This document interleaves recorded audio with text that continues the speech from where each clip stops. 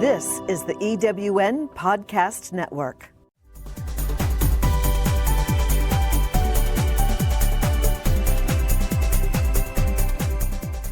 Welcome to Prime Spark, the podcast that brings you conversations that inspire, celebrate, and empower women over 55.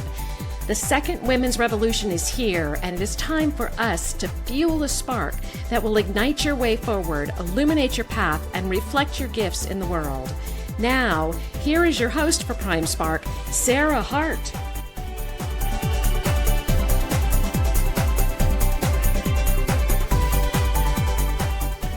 Hi, and welcome to Prime Spark.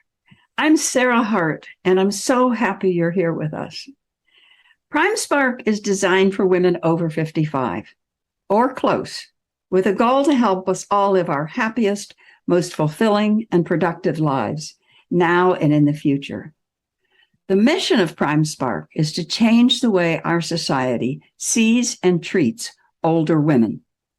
That's a big mission, which only means we all need to be involved, and we need to get going now.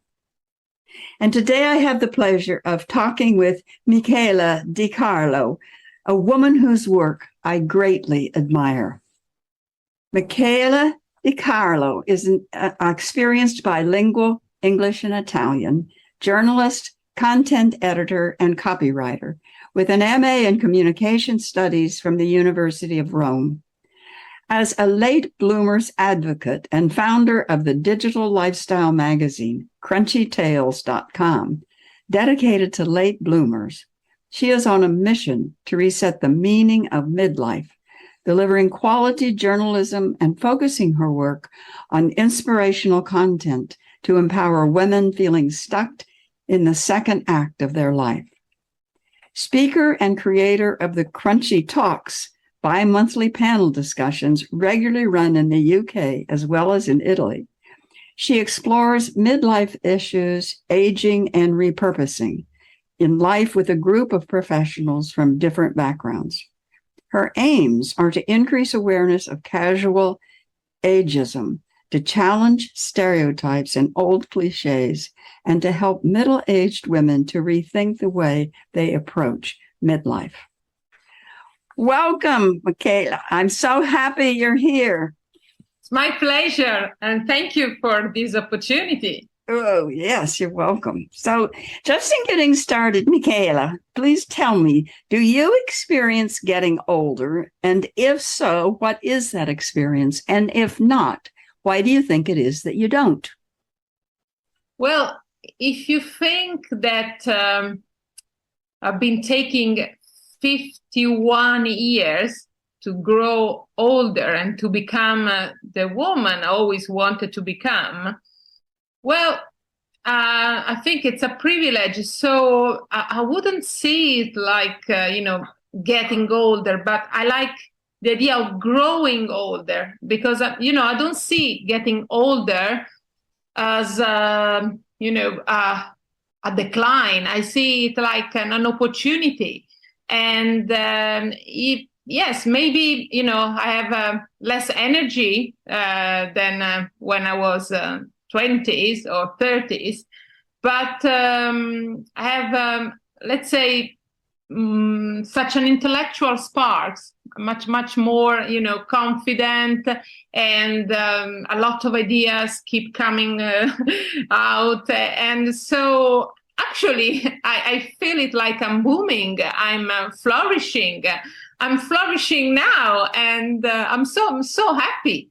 Plus, you should remember that a great actress, an Italian actress from the past, she used to say to the photographers, "Please don't retouch my wrinkles because it took me 50 years to get them." So, what can I say? It's a really a great time. No, I don't feel getting old. If you think of getting old in that cliche, in that typical way of thinking old age. Probably, yes, I'm less energetic, but from a physical point of view. You know that I have talked to probably You have two at this point, a couple hundred women. And I've asked women that question. And I'll bet you 98% of them say something like you've just said, that, yeah, I have less energy when I get out of bed, my knees hurt a little more than they used to. But other than that, I feel better than I've ever felt. I feel more me. I feel more looking forward to what's next. And so I find that fascinating that our society has not caught up with how we really are. And I love your distinction, and I'm going to use it from now on, between getting older and growing older. Yeah. That's a beautiful distinction. Yeah, it's something that came up to my mind because, as an Italian, studying in English, writing in English, expressing myself in English, probably I pay more attention on words. And so I saw these differences in between growing older and getting older. So I thought, wow, yeah, I like it. Yeah, I do too. Thank you. I love just the name, Crunchy Tales and Crunchy Talks. Tell us what they are and how they came into being. So crunchytales.com is my online magazine, a magazine that I founded a couple of years ago. And now slowly but surely is taking off very well. I'm surprised. I mean, because, the beginning, I couldn't figure it out why, such a lovely project took so long, to become, to grow. And now when you least expect it, wow, now, we are more, actually, yesterday, I checked, now we have more than 35 views per month. So, I mean, that's amazing. And if you think that we are really small, we are a small niche, I mean, and such a small team, it's with very small investment, it's incredible. And the name, the funny name, means different things. Well, as you know, usually women in their 50s or 60s are always, in a crunch. I mean, because, they are in between, they're old parents, maybe to look after their kids. They're still, busy with their jobs. So, yeah, they literally feel like being every day in a crunch. But also, crunchy means crispy. So, I mean, I thought, women over 40, over 50, over 60s, are crunchy, not frumpy, are women that, make a noise. They speak up. They know what they want. And also crunchy conversations sometimes are those ones that might be a bit embarrassing, some, like, for instance, talking about menopause or talking about other things, or, sex after 60s, all these things. And, oh, my God. So, yes, I wanted a snappy name and something different, So I said, yeah, crunchy taste, stories for late bloomers. Not even, news magazine for over 40, over 50, for late bloomers, for all those women that feel to bloom after a certain age. And the crunchy talks basically, stem from this magazine because I wanted to make sure that the message, I wanted to find a way to reinforce the message. So thanks to this talk, in which I invite women from different backgrounds. We talk about this stage of life, but always, in a positive way. So, I mean, we don't sell any serum, any, life lessons. We don't coach you. We don't tell you how you should live your life. We simply, share our experience, and we want to inspire others. People come to see this, to attend this conversation, to maybe, who knows, to go back home and say, yes, I can do it too. That's the whole idea. The first time I heard you talk about this, the first thing I remember you saying was, "We're not frumpy, we're crunchy." And I thought, yes, to me, crunchy means lots of things, but I think of fresh because things that are fresh are crunchy. Absolutely, yeah. So that's great.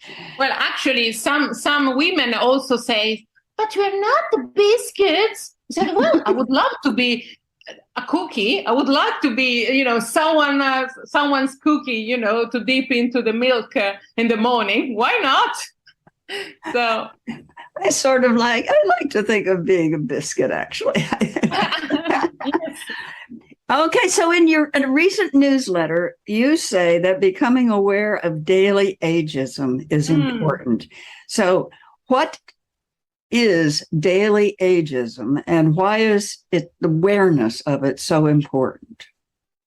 Yes, because sometimes we are the ones who most of the time are ageist, and sometimes we don't even realize it. Even women in their 60s can probably say funny things about women, people in general in their 80s. Or, and we don't see that the thing that I'm aging, you are aging, we are all aging. So why we are all ageist? Unfortunately, it's something that it's engraved since we are very young. All these little funny jokes. Oh, that old lady, frail, that, walk on the street with a stick. Well, actually, I would like to have a stick to use it when someone, don't make my way, don't help me to make my way. Or I would like to be a funny lady, maybe being funny with younger guys. Why not? So if you like that kind of stereotype, that's okay. But I don't like the fact that, you associate aging with something like, I don't know, like a decline. It's not like that. I mean, from a physical point of view, okay, but, daily ageism, because it's always like that. Like, you expect that because I'm 60 or even 40, I need some help. For instance, in the workplace, especially in Italy, if you are over 40, you're done. You can't expect to climb the ladder. You're old, and, they don't offer you any good contract, maybe because they have to pay you more, but most of the time because I don't know, probably don't like the fact that you're too experienced.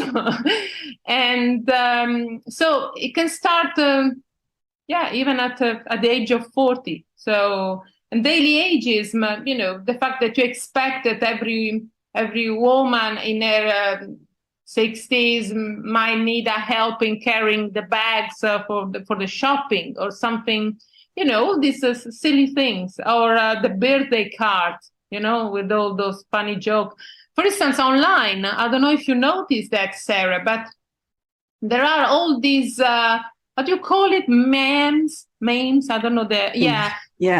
About, the fact that, oh, I need to pee more often, or, I can't stand, all these funny, stupid jokes that, don't really,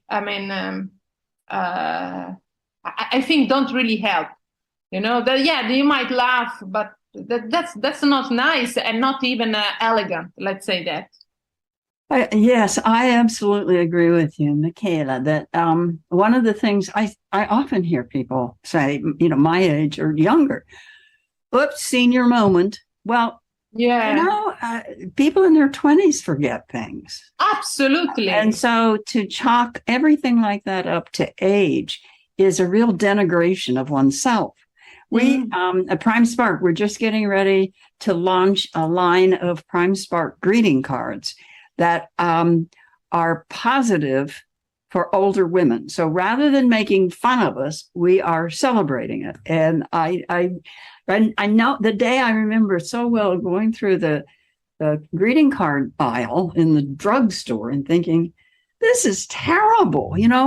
We don't have cards like this for racism. Yeah. We don't have cards very often like we used to for sexism even. But ageism seems to like just be an open target. And so, yeah, good for you for highlighting just the daily ageism, because we are some of our worst enemies with that.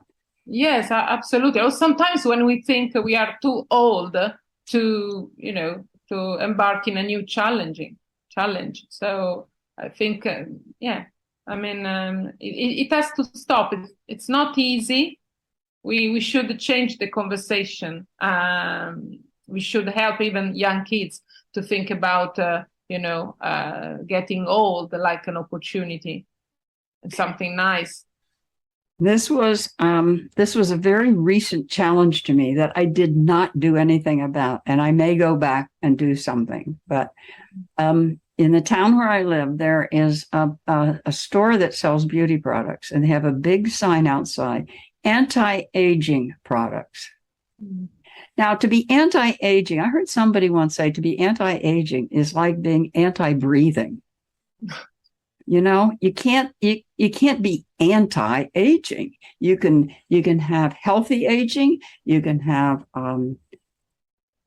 glowing aging for cosmetics, but anti-aging doesn't make any sense. I mean, as you say, we're all aging. To be anti-aging means to be pro-death, because that's the only alternative. Yeah. Well, but of course, marketing is tries to play with words in order to keep selling products. Right. I think actually it's important to look after ourselves. So it's important, to use a cream that make our face maybe less dehydrated, or to keep fit because of our health. But maybe, in my 20s, probably, I wanted to keep fit in order to wear that wonderful bodycon, and being sexy. But now I want to keep fit because I want to be healthy. Right. So, priorities change, and that's okay. Yeah, no, I think taking care of our bodies is necessary. It's just how we think of it. Yeah. Are we trying to stay 30 or are we trying to stay healthy? Because it's a very different mindset. And if I'm trying to stay 30, I will be miserable. If I'm trying to be healthy, that I can really give some attention to. But I really don't want to be in my 30s. Oh no! In my 30s, I wasn't so fulfilled. I wasn't even happy. Now I'm very, very. Happy. Yes, I have to say I'm quite happy and fulfilled with my life. And plus, talking about the wrinkles and other things. Everyone is different. For instance, in my 20s, I suffer a lot because of acne. So, that was really devastating. So now in my 50s, if I have a wrinkle, I really don't care. It's nothing compared to acne. So, we need to see things from a certain perspective, And so you might lose something, but you can achieve other things. And people say, oh, but, your skin is quite good. You don't have so many wrinkles. Do you use something of Botox or something? No, actually, this is the result of acne, because if you have an oily skin when you are very young, then you probably, your skin, will be better later on. So you've worked in different countries, and I'm curious about whether you've seen any differences between countries in terms of ageism, and particularly gendered ageism. So in terms of women, do you see differences between like Italy and the UK or the US? Absolutely. What do you see? Well, first of all, I have to say that in the UK, there are so many policies, and, what is called diversity and inclusion is not just a buzzword. It's something taken very seriously. So, I have to say that, for instance, in Italy, you don't really have this kind of protections or even rights. But I don't know if it's because we still need to, to be more progressive or more open-minded, or it's because sometimes we don't really live, we don't really experience growing older like something to dread. You understand what I mean? It's not a big problem. I have to say that there are a lot of older women who are fabulous, and they have a very active life. So, I don't know if it's because of that or because, yes, we still need to work on our policies and or on our social issues. In the USA, I have to say that, I can find,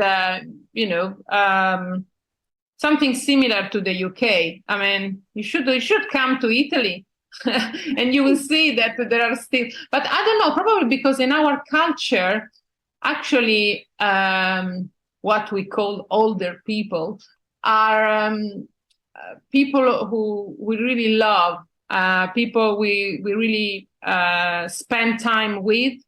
We love sharing our time with, listening to the stories. We probably, I don't know, we have more a sense of community, so different generation live together in harmony, probably. That is fascinating. So the attitude toward being older is different in Italy, for example, than, say, the United States. Which may account for a difference in ageism and how it plays itself out in the culture. That's a fascinating thing to think about, Michela. So if that would be fun to see about. So Italy is one culture like that. I don't know if it still is, but certainly, for example, Japan has been thought of as a culture that really valued age and older people. So it would be interesting to know to what extent ageism is does ageism operate in the same way in countries that actually value their older people as compared with in countries where they don't? Because in the United States, we definitely don't value older people. And so ageism is a big deal because it is it's a negative to be older. But I think it's a matter also of, it depends on the way you live, this stage of life, because, even when we talk about successful aging, there are different meanings, and sometimes people don't like the idea of successful aging because we think that, successful aging means keep, looking good and young. No, my idea of successful aging is that, to keep being relevant, keep learning, keep growing. So that's my idea of successful aging. So it depends how you experience this stage of life. So, I mean, if unfortunately you don't, probably you don't feel well, or you have some health issues, or you don't engage with your community, with people. Everyone gets old. Even I think that even a young guy or a young girl in her 20s might suddenly feel old, because in the end, it's all about a lack of communication, a lack of interactions. So, I mean, everyone can get old in that horrible meanings that society, thinks. Because I met a lot of women in their 20s or 30s that they were old inside. I mean, without any, energy, any ideas, any goals. So if you want to, to consider growing older in that way, well, you can get older anytime, even in your 30s or 20s, Yeah. I don't know if I express. No, that's properly. I absolutely agree with you. I think that And on the opposite side of it, sometimes when people have said, I don't like to talk about getting older. I like to talk about getting wiser. And I've said, well, I know some older people that I don't think are very wise. And I know some young people who I think are very wise. And so the opposite is true, that. And how about growing older and bolder? I like yes, I love that. Yeah. So what are of the things you've done? What's in your future? What are your dreams that you haven't done yet? What's next? Oh, well, you know what? Probably because I'm Italian, I'm very laid back person. So I don't do these big plans for the future. But of course, I have an idea of where I would like to go. I mean, at the moment, I'm very excited because in a few days, I will start my radio show. Hooray, hooray! Called The Beauty of Aging. Say that again. I didn't understand what you just said. That sounds exciting. Yeah, I'm very excited because in a couple of days, I will start my new radio show called The Beauty of Aging. So, fantastic. I'm very excited about it. And but in the future, well, I would like to take these crunchy talks in the USA. So I'll definitely work towards these goals. And who knows, maybe sooner or later I will write a book, but it's not my priority. My priority is keep meeting people, women of a certain age, and keep, flourishing together, keep sharing, our ideas, because I think that only in this way we really can reframe the idea of growing older. So let me say again, because I want people to know that you are starting a radio show called Aging Beautifully? No, The Beauty of Aging. The Beauty of Aging. In Italian, it's Il bello dell'età. I love it. And is it an online radio show or radio? Oh, it's a radio, but you can listen to on Spotify and via streaming. So if you want to practice your Italian, you can listen to my show even from the USA. The Beauty of Aging. Oh, that's very exciting. Yeah. So when you leave this earth, and I hope it's no time soon, what do you hope your legacy is? What do you hope you are remembered for? Well, first of all, I would love to be remembered like someone who shows to others that it's never too late to accomplish your goals. And it doesn't matter if you are not part of the inner circle. It doesn't matter which background you come from. If you really want something, you can have it. And if that means to change countries, meet new people, leave your old life behind, I mean, that's something worth it, because the most important thing is to find yourself and finally bloom. That's the most important thing. And you know why I say that? Because coming from a strict Catholic background, for part of my life, I thought that, strange but true, as a woman, my only goal was to be, a wife. And but I was a very different kind of girl, I mean, I never thought of getting married, having a family. And so I didn't want to I thought, but there must be something more than just being a wife and having a little part-time job, without, any. And so, of course, getting my master's degree at university opened my mind. And so I started to see things from a different point of view. But so I'm a late bloomer myself. So what I'm trying to say that it's important to keep believing in your dreams. If you feel that you have something that needs to be expressed, I mean, you must do whatever it takes to make it bloom. And I'm not talking about success. I'm not talking to become the number one. It could be everything. I mean, for instance, all of your life, you're dreamt of riding a horse and you never get the opportunity to practice, I don't know, this kind of sport. It's never too late. I mean, I would like to be remembered like someone who shows that you can bloom even after 50. That would be your legacy. You can bloom after 50.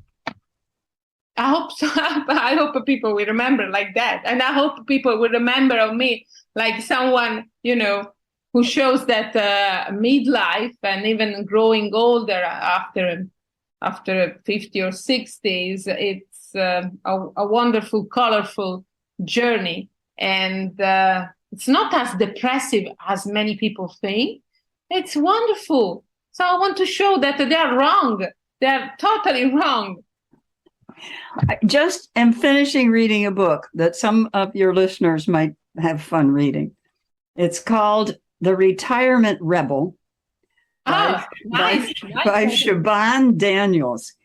And it's about a woman who just sells everything. Her daughter is old enough now that she's living on her own, so she doesn't have to worry about children. She sells everything. She's just had it. She has to find herself. And she buys a motorhome and starts going all over the UK in her motorhome. And, just because of the way life has turned out for all of us, not too far into her journey, COVID hits and everything is in lockdown. And it's a remarkable, she's still, I don't know if she's still doing it, but it's a remarkable journey that she describes. And I think I don't think that all of us have to sell everything we have and go get in a motorhome and drive all over the country. But I think it's a great metaphor. Yeah, absolutely. I agree. Yes. Plus, it's also never too late to find love. I met my husband when I was almost 40. I had my first and only child when I was 42. So, I mean, there are always possibilities in life. Right. Well, this has been absolutely delightful, Michela. So if somebody wants to get in touch with you, what would be the best way for them to do that? Yeah.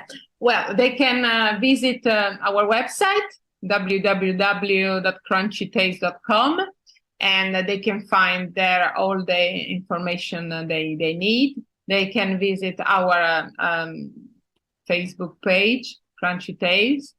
And if they want, they can drop us an email, info@crunchytaste.com. Great. Thank you. So that's our time today. Please join us again. You can find our Prime Spark podcast on every major outlet. Find out more about Prime Spark at www.primesparkwomen.com.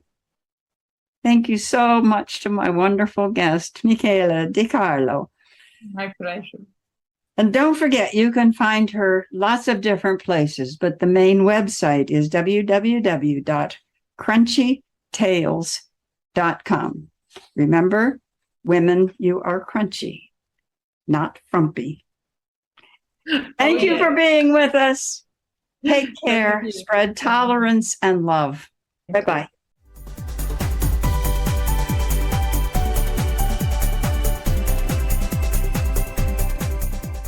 Thank you for joining us on Prime Spark.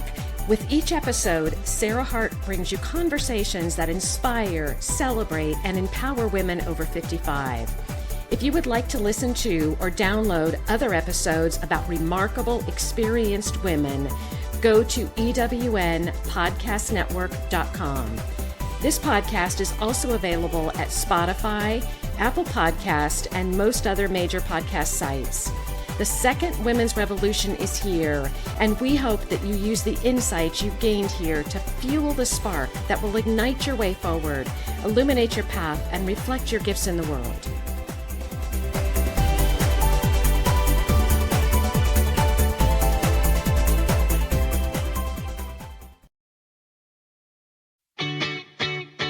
Have you ever asked yourself this question?